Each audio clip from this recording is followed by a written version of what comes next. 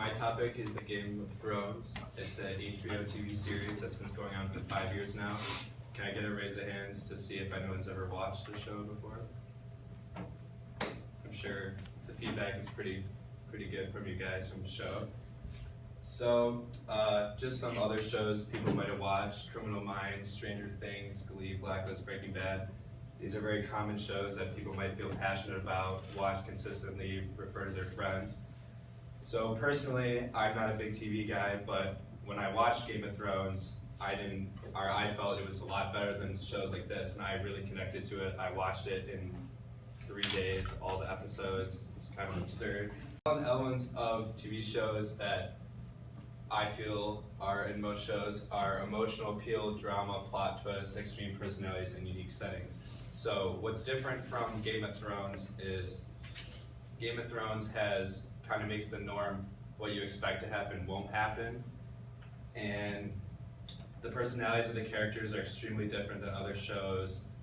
They lie a lot, they scheme differently, they lead you on. What you think they're going to do might not actually be what they're going to do. And so, and then logic within the show, there's a lot of things changing at once that you might not be catching on to. So what you see is actually not what's actually happening, and things change all the time. So how the show started was a novel called Fire and Ice, which is very similar to Game of Thrones. As you can see, the picture from Game of Thrones is the same as this with the Iron Throne. And I don't know why Google Slides always moves my pictures up, but so what the show wanted to explore was the redemption and character change of the characters. So most of the characters start off with a certain personality and change over time.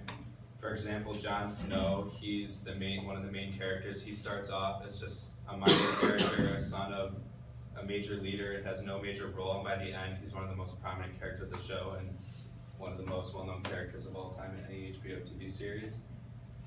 So 3 main events occur in the show that you'll find to come. There's 4 noble houses: Stark, Tully, Arryn, and Baratheon. And so how the show starts is there's a king called the Mad King, and he caused a lot of chaos, and these 4 houses rebelled against him to strive for the Iron Throne, and Baratheon ended up seizing the throne. And what happened was the King of the North, Ed Stark, was asked to leave his family and be the hand of Robert. Well, as it turns out, a lot of people do not like Eddard Stark, as it turns out, and this causes a lot of problems. So once Eddard Stark is there, there's problems with Cersei, who is Robert's wife, and she ends up killing Stark because she does not like him. So another major thing is major battle leaders die. So Joffrey is poisoned. He's the son of Cersei Lannister, he was the king after Robert was killed. Robb Stark was the son of Eddard Stark, and he was killed because he was trying to rebel against the new king. Tywin Lannister is just another house member of a different place, and he was assassinated by his own son. And then you can't see this, but one of the main characters, Daenerys Stormborn, was sold to another country for some money. And so in the show, another major thing is leaders arising. So this is one of the main characters, Daenerys Stormborn, and she goes from just being royal blood but having no major role in the film to becoming what could be potentially the queen of the Iron Throne, and the first only queen with no king.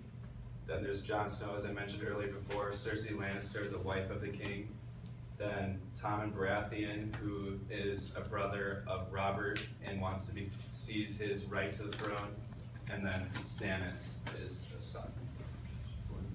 So another unique element of this show is the characters. They all have different personality traits.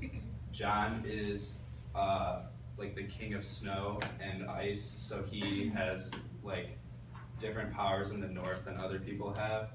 Daenerys is immune to fire. Cersei is very deceptive and really has her way with words and convinces people of doing what she wants. Jaime is one of the best swordsmen of all time. And then Tyrion is the same as Cersei. He's very deceptive and gets people to do what he wants. So then the setting, it takes place in Westeros, and it's just a modern, or an old-time modern European country. It's not very big, but and kind of the show does a bad job of like time travel, where things can happen in a matter of 10 seconds when it would take a couple days. So most of the setting takes place in the Seven Kingdoms, which are here. Then there's the Great Wall, which blocks invaders from the north, and then there's obviously the north. So some additional background of the show. The show has been nominated for more than 600 awards and received 212. It's received 30 additional awards and is one of the most watched TV series of all time. In 2015 and 2016, the show took home 30 Emmy Awards and is one of the most prestigious shows from the Emmys. It took place in actually 9 different countries. 2 weren't listed online, but Canada, UK, Spain, Australia, and many others. Game of Thrones cast more than $5 million, the show cost more than $5 million per episode and casts over 200 members, and there's over 30 main characters, and honestly there's probably more. That's just like the basic of it with other casts. And it obviously is the most watched HBO series of all time. So I believe you all should give it a try. As I fell in love with it, you might too. So thank you.